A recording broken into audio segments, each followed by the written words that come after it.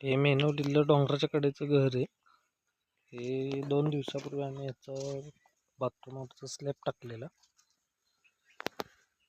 हे जांभ्या दगडामध्ये बांधलेलं घर, असं डोंगराच्या पायथ्याशी.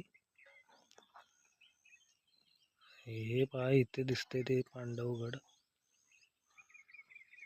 त्याला असं इथून असं जायला रस्ता आहे.